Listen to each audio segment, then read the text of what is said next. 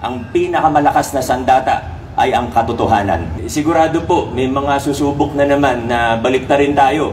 At ayaw man natin patulan, ay napaka-importante na lumabas ang katotohanan. Doon lang naman tayo, sa katotohanan lang po tayo. Magandang umaga sa ating lahat. Vice Mayor Dodot, sa mga konsyal, mga kasama mula sa national government agencies, sa mga kawani ng lokal na pamahalaan, sa ating mga kooperatiba. Happy Cooperative Month sa ating mga kooperatiba. Chairman Romy, maraming salamat po sa inyong mensahe. Si Councilor Edith ay nandyan din po. Sa lahat ng mga kasama natin sa council, sa opisina natin, sina Sir Troy, at sa lahat-lahat po ng kooperatiba sa lungsod ng Pasig. Natutuwa tayo dahil nakikita natin very vibrant ang mga cooperatives sa ating lungsod ngayon. Congratulations sa lahat ng mga nagawa ninyo na at sigurado pa pong paganda ng paganda ang takbo ng mga kooperatiba sa ating lungsod. Umuulan na ba? May mga kailangan na ako sabihin, pasensya na. Pag umulan, takbo na lang po kayo ha. Sana hindi. Dasal tayo na hindi muna umulan. Parang umambun lang naman. Pag ganun naman yata yung mga ulap. Nais ko rin pong kunin yung pagkakataon para pasalamatan ng ating kapulisan at ating Peace and Order Department dahil medyo marami po mga events na naganap nung weekend. Nagkaroon po ng 2 concert nung Sabado. Una po yung music festival sa Bridgetown na umabot ng 30,000. Umabot ng 30,000 ang crowd sa Bridgetown nung Saturday. Talagang ang daming banda, ang daming bisita. At yung pangalawa po, yung sa Arcovia, yung concert po ng St. Gerard Construction. Kahit hindi po sila kumuha ng permit, minabuti po natin na magpadala ng tulong at ng suporta sa pamamagitan ng security. Yung mga kapulisan po natin, kahit di nag-coordinate sa kanila, pumunta pa rin po. At ako rin po, nagpadala po ako ng mga tao, yan, sina Major Tubog, ng ating Peace and Order Department. Alam nyo, bakit ko ba to binabanggit ngayon? Kasi sigurado po, may mga susubok na naman na baliktarin tayo. At ayaw man natin patulan, ay napaka-importante na lumabas ang katotohanan. Doon lang naman tayo, sa katotohanan lang po tayo.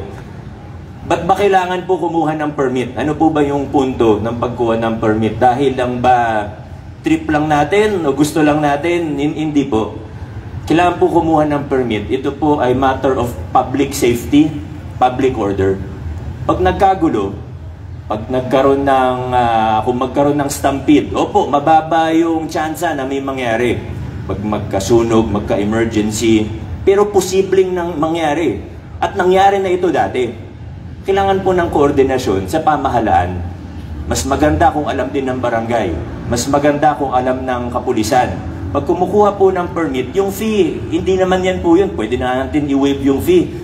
Para sa mga political event, pwede natin waive yung fee, wala pong problema. Pero kailangan ng koordinasyon para kung sakaling may mangyari, wag naman sana, pero kung sakaling may mangyari, hindi po kaya ng isang private events team yan. Kailangan po tayo mismo. Pag kunyari, may fireworks display ang lungsod natin, tayo mismo kumukuha ng clearance sa BFP. Gobyerno na po yun. Sumusunod po tayo sa batas. Trabaho naman po natin yun, trabaho ng pulis yun. Kahit sabihin mong hindi kasundo, sabihin natin hindi kaibigan, tutulong pa rin po tayo. Kailangan lang ng koordinasyon. Sana, bago ang politika, isipin din natin yung kaligtasan, yung safety ng mga tao. Isipin po muna natin ang safety ng mga tao. Kaya, muli po, kahit walang permit sa atin, hindi po kumuha ng permit, walang koordinasyon, kahit yung fireworks yata, wala. Pag fireworks, di ba dapat nandun yung personnel ng BFP, Colonel Angot. Pero sinubukan na lang po natin tumulong para kung sakali man. Thankfully, wala naman untoward incident na nangyari. Pero kailangan po talaga ganun. Ano man, political or non-political event, ganun po talaga. Libo-libo yung dadagsa Libo-libo yung mag-a-attend. Kailangan po talaga. Hindi yan dahil gusto lang natin o feel lang natin. Kundi, kailangan mo, yan po ang batas. Nagtatrabaho lang naman po tayo ng maayos. Ang problema po sa iba, sensya na po sa mga co-op natin na kailangan ko lang po talagang sabihin. Ang problema po sa iba dyan, gagawa ng mali, lalabag sa batas, pag nasita, pag namultahan, pag nakasuhan, iiyak, sasabihin, pinag-iinitan sila. Hindi naman po pwedeng ganun. For the record, nagsimula po yung, nabanggit ko na rin yung St. Gerard Construction. For the record, nagsimula po yung mga investigasyon ng ating lokal na pamahalaan sa kanila at sa iba pang mga kumpanya nila, gaya ng St. Timothy, St. Matthew, yung Alpha, at marami pa po yan. Nagsimula po yung mga investigasyon. Pare-pareho naman po tayong walang ideya na papasok pala sila sa politika. Lahat tayo walang ideya. Una po silang nasuspend ng DPWH. Hindi pa po ako mayor noon. Una silang na-blacklist, ni hindi pa po ako mayor noon. Yung mga kaso nila sa BIR, wala naman tayong kinalaman doon. Pero, pag narinig natin, pag nabalitaan natin, o may mga aligasyon, huwag na natin pag-usapan yung sa building code, tax evasion, fraud. Hindi naman po pwede magbulag-bulagan ang ating lokal na pamahalaan. Kailangan ituloy natin yung investigasyon. Anyway, hindi naman natin sila pinapamiti. Ngayon ko lang nababanggit kasi nga sinusubukan nila tayong baliktarin. Kaya kailangan lumabas ang katotohanan.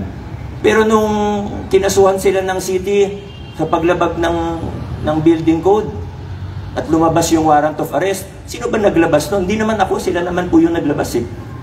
Nagpapaawa kasi. Tayo nagtatrabaho lang, kailangan natin gawin ang trabaho natin. Again, yung mga aligasyon sa tax evasion, fraud, at marami pa pong iba na umaabot sa halaga ng bilyong-bilyong piso, hindi po milyon, umaabot sa bilyong-bilyong piso, hindi tayo pwede magbulag-bulagan.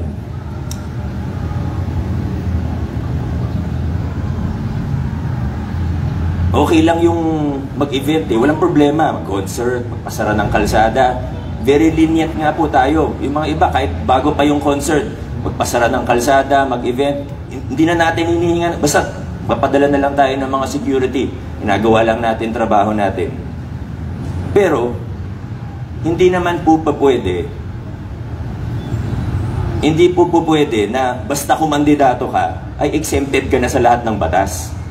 Hindi po pwede na pag may mga aligasyon sa'yo o iniimbestigahan ka na sasali ka na lang, mangandidato ka, sasali ka sa politika para mawala na lang lahat ng aligasyon, para mawala na lang lahat ng investigasyon. Hindi po pwede yun. Open ang Pasig, binuksan natin ang Pasig, lahat pwede sumali sa politika. Pero hindi po pwede na dahil sumali sa politika, ay mawawala na yung mga investigasyon, mawawala yung mga... Inuulit ko po, para malinaw na malinaw at hindi tayo mabaliktad.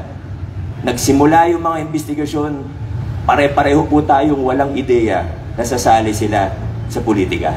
Yan naman po ang katotohanan. Alam yan ng taong bayan. Alam yan ng mga Pasigenyo. Kung gusto nating umunlad ang bayan natin, kung gusto nating umunlad ang Pilipinas, kailangan manaig ang rule of law. Hindi ang personalidad. Hindi ang kung sino lang ang may kapangyarihan o may kayamanan. Rule of law. At tayo, patas po tayo. Mananatili tayong patas. Basta't alam natin tama ang ginagawa natin, huwag tayo matakot, huwag tayo magpasindak. Yan din po ang mensahe ko sa mga kawani ng ating lokal na pamahalaan.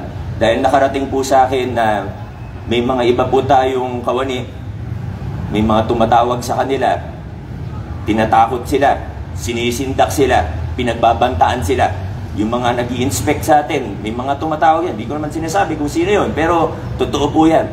Kaya medyo kinakabahan yung mga ibang tao natin. Pero mensahe ko po sa ating mga kawani, huwag kayong matakot. Basta't alam niyong tumatayo, tumitindig kayo sa tama, wala kayong kinikilingan, bagkus nagtatrabaho lang po kayo, huwag kayong matakot.